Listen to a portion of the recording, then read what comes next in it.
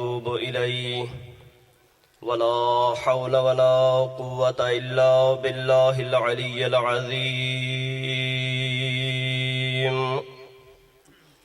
رب اشرح لي صدري ويسر لي أمري واحلل عقدة من لساني يفقهوا قولي أعوذ بالله من الشيطان الرجيم بسم الله الرحمن الرحيم الحمد لله رب العالمين والعاقبة للمتقين وجنة للمؤمنين والموحدين والنار للكافرين والمنافقين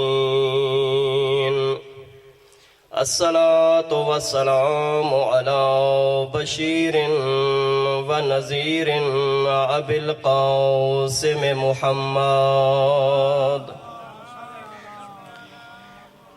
والصلاة والسلام على وزيره ومشيره وابن عمه أمير المؤمنين علي بن أبي طالب وعلى أولاده الأطيبين الأطهرين المعصومين ولعنة الله على أعدائهم أجمعين من يوم عداوتهم إلى يوم الدين وبعد يوم الدين أما بعد فقد قال الله تبارك وتعالى في كلامه المجيد بسم الله الرحمن الرحيم قل لا أسألكم عليه أجرا إلا المودة في القربى وقال الصادق عليه السلام حق الولد على الوالد 3 صلوات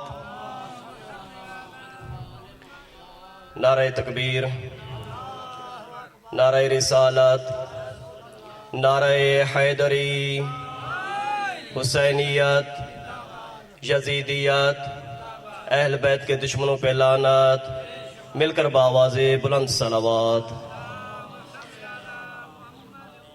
دعا گو ہوں اللہ رب العزت ہم سب کی یہ عظیم عبادت قبول فرمائے، اور اللہ تعالی ہم سب کو امام حسین علیہ السلام کے حقیقی عزاداروں میں شمار فرمائے، اور اللہ تعالی ہم سب کے مرحومین کی مغفرت فرمائے، اور مریضوں کو شفا یابی عطا فرمائے، اور اللہ تعالی ہم سب کے والی و وارث امام زمان عجل اللہ فرج شریف کے ظہور میں تعجیل فرمائے۔ ان تمام دعاؤں کی قبولیت کے لیے مل کر بآواز بلند صلوات۔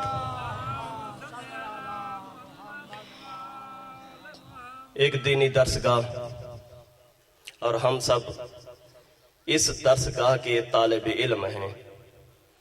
کوئی 80 سال کا بزرگ ہے، کوئی 7 سال کا بچہ ہے۔ خوش قسمت ہیں کہ اللہ نے آج ہمیں توفیق دی ہے کہ ہم اس مدرسہ میں بیٹھ کر کم از کم اپنے آپ کو طالب علم کی سعادت نصیب ہوئی ہے۔ ایت اللہ وحید خراسانی ابھی 90 سال کے ہیں، جب ان سے کہا گیا کہ قبلہ آپ کو معلوم ہو جائے کہ اگر آپ کی زندگی کے فقط 5 منٹ باقی ہیں، آپ ان 5 منٹوں میں کیا کام انجام دیں گے؟ آیا توبہ کریں گے، استغفار کریں گے، نمازیں کوئی پڑھیں گے، کوئی صدقات و خیرات دیں گے؟ آپ ان 5 منٹوں میں کون سا کام انجام دیں گے؟ 90 سال کا مجتہد بزرگ جو لاٹھی کے سہارے چلتے ہیں، وہ فرماتے ہیں آج اگر مجھے پتہ چل جائے کہ میری زندگی کے 5 منٹ باقی ہیں، پھر بھی میں علم حاصل کروں گا۔ اللہ اکبر، یا رسول اللہ، یا عین۔ الحمدللہ علم کی ایک محفل، علمی درسگاہ کہ جہاں پر یقیناً اولاد کی تربیت کے حوالے سے، تعلیم کے حوالے سے امام جعفر صادق علیہ السلام مل کر بآواز بلند صلوات پڑھیے۔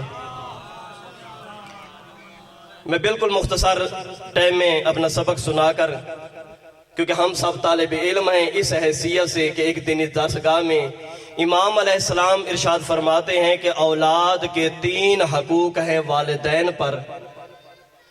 اگر والدین نے ان حقوق کے ادا کرنے میں کوتاہی کی، بروز قیامت اولاد ہوتے ہوئے بھی اپنے والد کا دامن پکڑ کر اپنے رب کی بارگاہ میں شکایت کریں گے.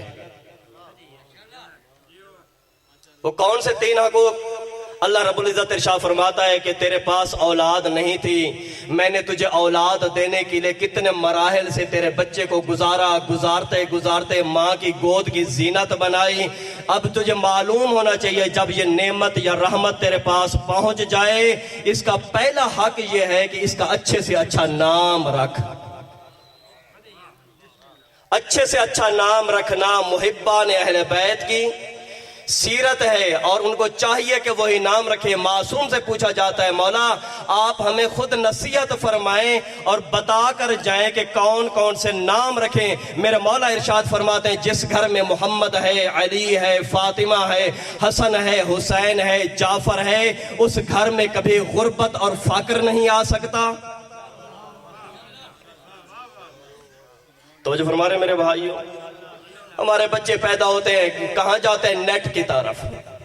نیٹ کھولے بابا، ایسا نام تلاش کریں کہ جیسا نام کوئی معاشرے میں پہلے یا کسی گھر میں پہلے موجود نہ ہو.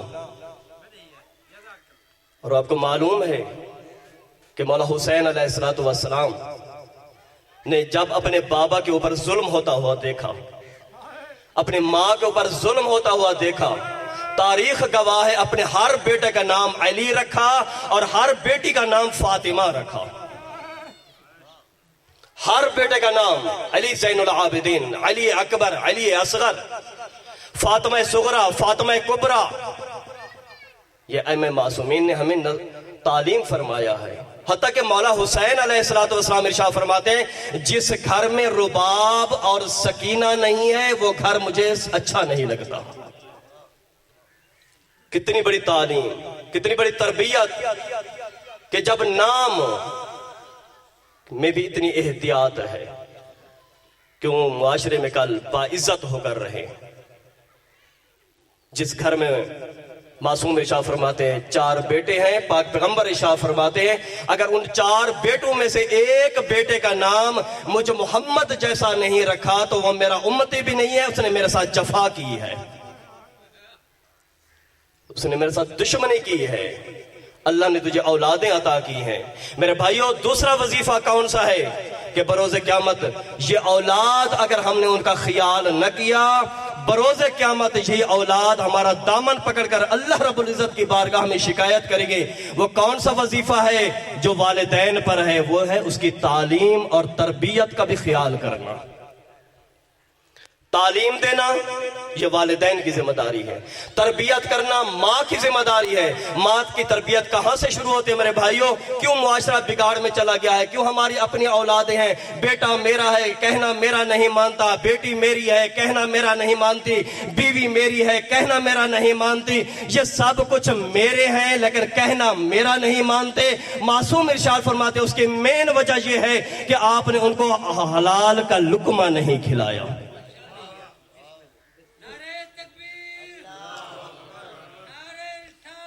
یا رسول اللہ، یا حلال کا لقمہ. یعنی پوری معصومین علیہ السلام کی اس تربیت کے حوالے سے جو میں نے مطالعہ کیا ہے، جو مین نقطہ نکلتا ہے وہ یہ ہے کہ اولاد کو حلال کا لقمہ کھلانا چاہیے. کیسی تربیت آپ سنا کرتے ہیں انہی مجالس میں ہمارے علماء ہی بیان کرتے ہیں کہ ایک جوان طالب علم ہے اور طالب علم نہر میں غسل کر رہا ہے. بہتا ہوا ایک سیب آتا ہے، اٹھاتا ہے، کھا لیتا ہے، بعد میں پریشان ہو جاتا ہے کہ میں نے بغیر پوچھے یہ سیب اٹھا لیا اور کھا گیا. پریشان ہوتا ہے، نہر کے کنارے چلنا شروع کر دیتا ہے. جب جاتے آگے کیا دیکھا؟ ایک باغ ہے، باغ کی ٹہنیاں اس نہر میں بہ رہی ہیں اور اسی جگہ سے ایک سیب ٹوٹا اور بہتا ہوا آیا اور اس طالب علم نے اٹھا کر کھا لیا. مالک کو تلاش کرتا ہے کہ اس کا مالک کہاں ہے. بالآخر مالک کے پاس پہنچ جاتا ہے کہ اے بندہ خدا تیرے باغ سے ایک بہتا ہوا سیب آیا، میں نے چرایا نہیں ہے، بہتا ہوا آیا ہے، لیکن میں دین کا طالب علم ہوں۔ توجہ فرما رہے ہیں میرے بھائیو، دین کا طالب علم ہوں، مجھے معاف کر دے، اجازت دے دے۔ کہتے نہیں، معاف نہیں کروں گا، میری کچھ شرطیں ہیں، اگر تو وہ شرطیں پوری کر دے پھر تجھے معاف کر دوں گا۔ کون سی شرطیں؟ کہا کہ میری ایک بیٹی ہے، توجہ رہے میرے بھائیو، میری ایک بیٹی ہے جو آنکھوں سے نابینی ہے، ہاتھ کٹے ہوئے ہیں، زبان سے گونگی ہے، کانوں سے بہری ہے، اگر ایسی میری بیٹی کے ساتھ تو شادی کر لے تو میں تیرے لیے سیب کو حلال کروں گا۔ کہتا ہے میری ماں ضعیفہ ہے، بہت مختصر کر رہا ہوں، کہتا ہے میری ماں ضعیفہ ہے، میں جاتا ہوں آیا وہ ایسی خاتون کی، ایسی بہو کی خدمت بھی کر سکتی ہے یا نہیں کر سکتی؟ اما جان میں نے ایسے سیب کھایا، سیب کے مالک نے یہ شرط رکھی ہے، آیا آپ ایسی بہو کی، میری بیوی کی، آیا آپ خدمت کر سکتی ہیں یا نہیں کر سکتی؟ ماں تھی، ماں ہو کر کہتی ہے بیٹا ایسی بہو کی خدمت کروں گی لیکن تجھے جہنم میں جانا گوارا نہیں کر سکتی۔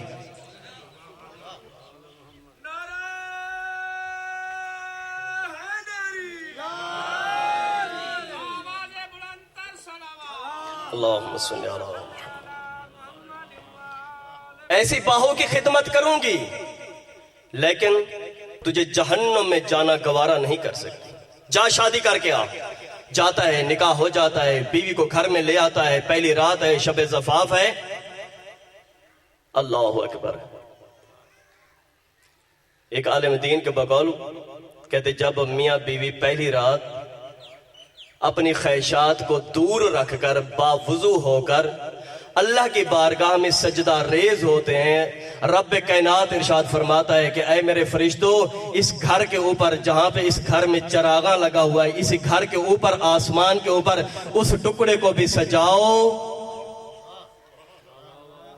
کیوں؟ اس نے اپنی خواہشات کو دور کر کے مصلی کے اوپر میں اللہ کا شکر ادا کریں کہ خدایا آپ نے ہمیں حرام سے بچایا ہے، حلال کے قریب کیا ہے۔ اور فقط اتنا نہیں، جاؤ جنت میں، وہاں سے ایک چادر اٹھانا۔ میرے اللہ کون سی چادر اٹھائیں؟ فرمایا شفقت کی، پیار کی، محبت کی چادر اٹھانا اور جا کر ان میاں بیوی کو دونوں کو ایک ہی چادر میں لپیٹ دینا۔ یہ شفقت، یہ مہربانی، یہ محبت کہاں سے آ جاتی ہے میرے بھائیوں؟ بس آگے گھر میں دیکھا، آنکھیں سالم، ہاتھ سالم، زبان سالم، کان سالم، پریشان ہو جاتا ہے کہ جو میرے سسر نے کہا تھا، جو اپنی بیٹی کی نشانیاں بتائی تھیں، وہ نشانیاں تو اس میں موجود نہیں ہیں۔ اس کی کان بھی سالم ہے، اس کی آنکھیں بھی سالم ہیں، اس کی زبان بھی سالم ہے، ہاتھ اور پاؤں بھی سالم ہے، کہیں غلطی سے اور بیٹی تو نہیں دے دی۔ پریشان ہوا، واپس چلا جاتا ہے، سسر کی بارگاہ میں قدم بوسی کرتا ہے، کہتے میرے بابا جان جو آپ نے علامتیں بیان فرمائی تھیں وہ تو آپ کی بیٹی میں موجود نہیں ہے، میں پریشان ہوں۔ فرمایا پریشان نہ ہو، میں نے سچ کہا ہے، میری بیٹی کی یہی نشانیاں ہیں۔ بابا جان کون سی نشانیاں؟ فرمایا پہلی نشانی یہ ہے کہ وہ آنکھوں سے نابینی ہے، آج تک کسی نامحرم کو نہیں دیکھا اس نے، آج تک کسی نامحرم کو نہیں دیکھا، آج تک کسی نامحرم کی آواز کو نہیں سنا اس لیے بہری ہے، آج تک اس نے کسی کی غیبت نہیں کی اس لیے گونگی ہے، قرآن کے علاوہ اور کچھ پڑھتی نہیں ہے۔ میں بھی اسی انتظار میں تھا، خدا کرے کہ میری بیٹی کے لیے ایسا ہی رشتہ آ جائے۔ اولاد کی تعلیم اور تربیت میرے بھائیوں یہ ہماری ذمہ داری ہے۔ بس ایک نکتہ عرض کر کے زحمت تمام کرتا ہوں میرے بھائیوں، جو بیٹی، توجہ رہے، جو بیٹی ایک کلپ خرید کرنے کے لیے 5 دکانوں سے گزر جاتی ہے، کہتی ہے یہ کلپ پسند نہیں ہے، یہ کلپ پسند نہیں ہے، یہ کلپ پسند نہیں ہے، اور جب وہ لے لیتی ہے کیا خیال ہے ہمارا کہ وہ گھر میں پردے کے ساتھ رہے گی؟ اس نے خریدا ہی اس لیے ہے کہ لوگوں کو دکھاؤں کہ میں نے اتنا مہنگا کلپ خریدا ہے۔ ہم اسے کیا امید رکھتے ہیں کہ وہ چادر میں رہے گی؟ جس طرح قبلہ صاحب فرما رہے تھے، اگر آج نہیں روکیں گے میرے بھائی اپنی اولاد کی، صحیح معنوں میں تربیت نہیں کریں گے، تربیت گاہ پہلی کب ہے؟ ماں کی گود ہے۔ بلکہ اس سے بھی پہلے روایات میں ملتا ہے جب بچہ ماں کے شکم میں ہے تو ماں کو زیادہ سے زیادہ قرآن مجید پڑھنا چاہیے تاکہ اس کا اثر اس بچے پر پڑے۔ تربیت کا سلسلہ وہیں سے چلتا ہے۔ بس تعلیم اور تربیت، اور آخری بات، جب بیٹے بیٹیاں جوان ہو جائیں ان کی شادی میں جلدی کریں۔ اولاد کا اچھے سے اچھا نام رکھنا، کیونکہ ایک تربیت گاہ ہے، ہم سب طالب علم ہیں، ہمارا شرعی وظیفہ ہے کہ ہم ان چیزوں کو بیان کریں، اپنے بچوں کو سمجھائیں۔ اچھے سے اچھا نام رکھنا یہ معصومین کا حکم ہے، اسلام کا حکم ہے۔ تعلیم اور تربیت دونوں چیزیں، فقط تعلیم نہیں، یہ تعلیم کا اثر نہیں ہے۔ رات کسی جگہ پر تھا، ایم اے کا اسٹوڈنٹ ہے، اذان دی، اذان غلط۔ بعد میں جب نماز کے دوران میں نے تھوڑی سی اصلاح کی، میرے بھائی، میرے عزیز، آپ کی آواز بھی بہت اچھی تھی، آپ کے اندر درد بھی موجود تھا، آپ جیسے ہی جوانوں کو چاہیے کہ ایسے ہی اذانیں دیں، لیکن کم از کم اذان کی درستگی تو کر لینا۔ جوان کا حق بنتا ہے کہ وہ توحید کا پیغام دے، رسالت کا پیغام دے، ولایت کا پیغام دے۔ اس کا حق بنتا ہے کہ وہ آزان کو، آواز بھی اچھی ہوتی ہے، آواز بلند بھی ہوتی ہے، اس لیے وہ آزان دینی چاہیے اسے، لیکن کم از کم اس کی آزان تو درست ہو جانی چاہیے۔ بس تعلیم اور تربیت دونوں چیزیں۔ تیسرا کام، جب بیٹیاں جوان ہو جائیں ان کی شادی میں جلدی کریں۔ امام جعفر صادق علیہ السلام، مل کر باوت بلند صلوات پڑھیے، ارشاد فرماتے ہیں ہماری تعلیم اور تربیت کے لیے یقین مانی اس معصوم کے فرمان سے بڑھ کر کوئی اور چیز نہیں ہے ہمارے نزدیک۔ میرے مولا فرماتے ہیں جب تیرے گھر میں جوان بیٹا یا جوان بیٹی ہو جائے، سمجھ لے تیرے گھر میں ایک ایسا پودا لگ چکا ہے جس کا پھل جب پکتا جاتا ہے خود بخود کمزور ہوتا جاتا ہے۔ ہمارے علماء فرماتے ہیں سیب کا پودا جب پھل دیتا ہے، سیب پک جائے لیکن اس کی ٹہنی اپنے پودے کے ساتھ مضبوط رہتی ہے۔ کیلا پک جائے پھر بھی پودے کے ساتھ رہتا ہے، مالٹا پک جائے پھر بھی پودے کے ساتھ رہتا ہے۔ جو بھی پھل ہے سوائے آم کے پھل کے، فرماتے ہیں اس کی خاصیت یہ ہے کہ جب سبز ہوتا ہے، چھوٹا ہوتا ہے اور سبز پتوں میں کھڑا ہوتا ہے، کسی کو بھی پتہ نہیں چلتا کہ آم نے پھل دیا ہے یا نہیں دیا، لیکن جو ہی وہ رنگ بدلتا جاتا ہے، توجہ میرے عزیزو، جب وہ رنگ بدلتا جاتا ہے دور سے لوگوں کو پتہ چل جاتا ہے بابا اب آم پک رہا ہے۔ جب بیٹی جوان ہو رہی ہے، بسم اللہ میرے قبلہ، جب بیٹی جوان ہو رہی ہے میرے بھائیوں، جب بیٹا جوان ہو رہا ہے ہر ایک کو پتہ چل جاتا ہے، ممکن ہے کہ والدین غافل رہیں۔ اس لیے علماء فرماتے ہیں سمجھدار مالی وہ ہے جو آم کے پکنے سے پہلے، گلہری کے کٹنے سے پہلے، طوطے کے کاٹنے سے پہلے، گندی ہوا کے چلنے سے پہلے خود اتارے، پالی لگائے، کسی شریف کے حوالے کر دے۔